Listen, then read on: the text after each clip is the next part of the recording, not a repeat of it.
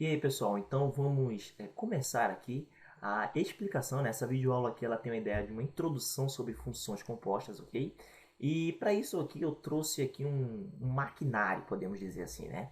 Então, quando estudamos funções, as nossas primeiras videoaulas sobre funções, tínhamos a ideia que uma função ela faz um conjunto, né?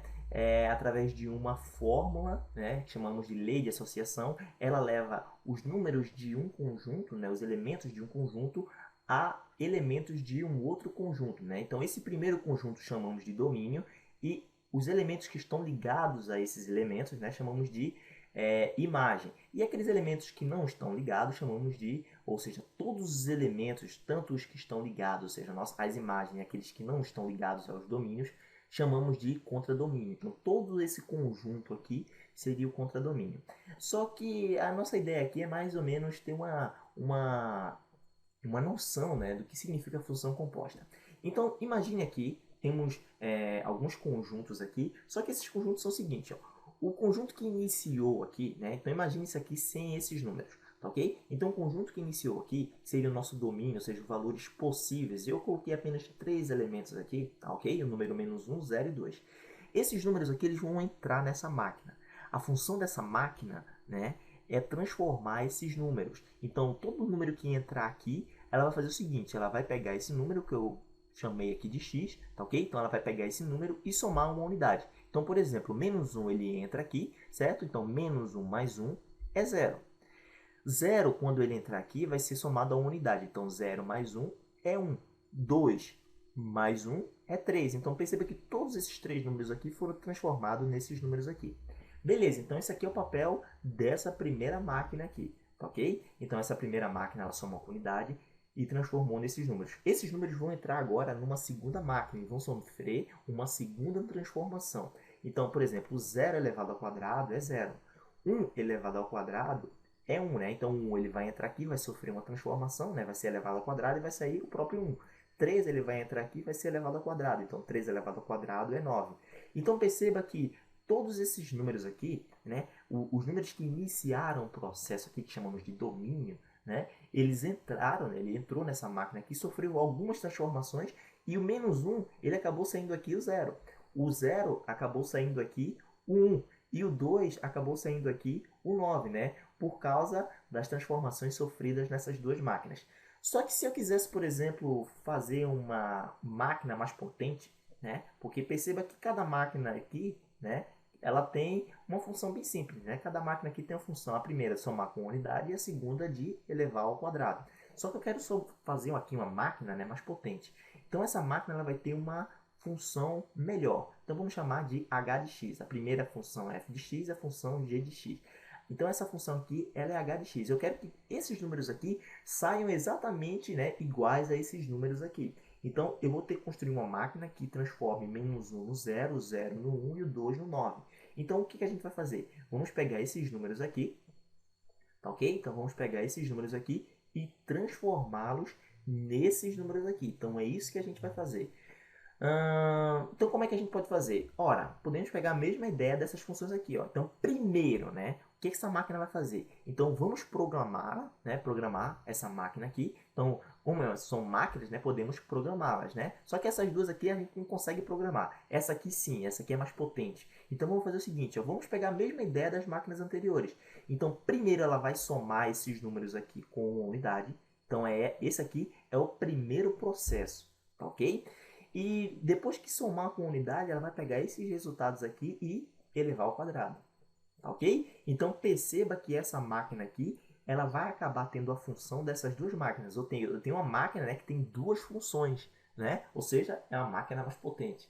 Beleza, pessoal? Então essa é a ideia da função composta. Tá ok? Então nessa videoaula aqui a gente vai fazer uma breve introdução do que seria a função composta.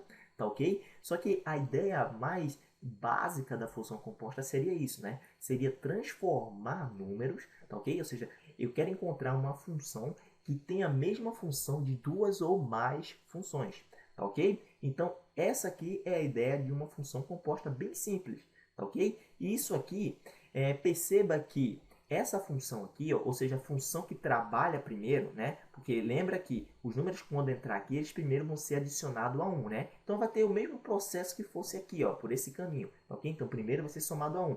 Essa função aqui, você deve concordar comigo que é a função f de x. E como ela foi a primeira a realizar a operação, né? Podemos chamar essa função aqui a função de, vocês vão ver em muitos livros, né, isso aí, a função de dentro, né? Depois que a função de dentro trabalhou, né, aquela que fez o primeiro processo, ela vai dar o número transformado, né? E esses números que foram transformados vão ser elevados ao quadrado.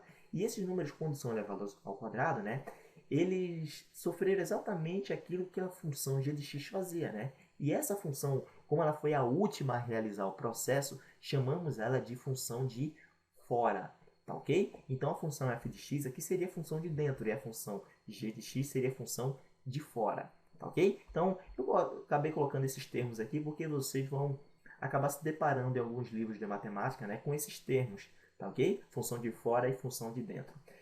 Essa função h de x aqui, pessoal, ou seja, a função h de x, né, que é a função composta, ela nada mais é que a composição de duas funções, como vimos, né? Quem é a função que primeiro trabalhou? Seria a função f de x. Então, a função de fora, que seria g de x, ficaria assim, ó. Então, a função composta ficaria g de f de x. Então, perceba que f de x está dentro da função g. Primeiro trabalhamos com f de x para depois trabalharmos aqui com a g, né? Então, a função h de x aqui, né, ela é a composição, né, ou seja, é a função g de f de x, tá ok? Isso aqui é a mesma coisa, né? Pode ser escrito, né, também da seguinte maneira, ó, g bola f, tá ok? Então, g bola f quer dizer que, quando você vê essa bolinha aqui, quer dizer que a nossa operação, né, é da direita para a esquerda, né? Primeiro vamos resolver a função f para depois resolvermos a função g. Por exemplo, se eu pedisse para vocês aqui agora g bola f2, né? G bola de f de 2. Então, lembrando da setinha, né, quando temos a bola aqui, que essa setinha diz o seguinte: primeiro vamos ter que encontrar f de 2 para depois aplicarmos essa transformação, né, na função g. Então, o que seria a função f de x? Né? F de x seria igual a x mais 1. Beleza, então f de 2, que como o problema está pedindo aqui, nada mais é que 2 mais 1, certo? Então vamos colocar 2 aqui, então 2 mais 1, isso aqui vai ser igual a 3. Para depois aplicarmos na função g de x, e a função g de x nada mais é que x ao quadrado. Então g de 3, certo? Porque já calculamos aqui f de 2, então g de 3 vai ser igual a 3 ao quadrado, que é 9. Ou seja, transformamos o 2 no 9. E é exatamente isso que aconteceu, né? Transformamos os 2 aqui no 9. Tá ok, pessoal? Então, essa é a ideia aqui, né? Principal, a ideia mais básica da função composta. Uma coisa que é bem interessante, ó, g de f de x, por exemplo, foi exatamente o que fizemos agora aqui, g de f de x, ele geralmente, né, em geral, é diferente da função f de g de x. Tá ok? Então, isso aqui geralmente no caso a função g de f de x, geralmente é diferente da função f de g de x. Pode acontecer que seja igual, tá ok? Pode acontecer, mas geralmente são diferentes. Então, por exemplo, para exemplificar isso aqui com esse nosso maquinário aqui, né? Por exemplo, imagine aqui, você deve ter que concordar comigo aqui, né? Que o menos 1 ele foi transformado no zero. Imagine, por exemplo, que transformássemos aqui, mudássemos a ordem, colocássemos essa máquina aqui e essa máquina aqui. Então, aqui teríamos a função g de x, onde é igual a x ao quadrado, e aqui teríamos a função f de x, que seria igual a x mais 1. Olha só que interessante, ó. O menos 1 ele iria entrar nessa máquina e ela iria levar ao quadrado. Então, menos 1 ao quadrado é 1, certo? Então, ao invés desses números aqui, teriam outros números.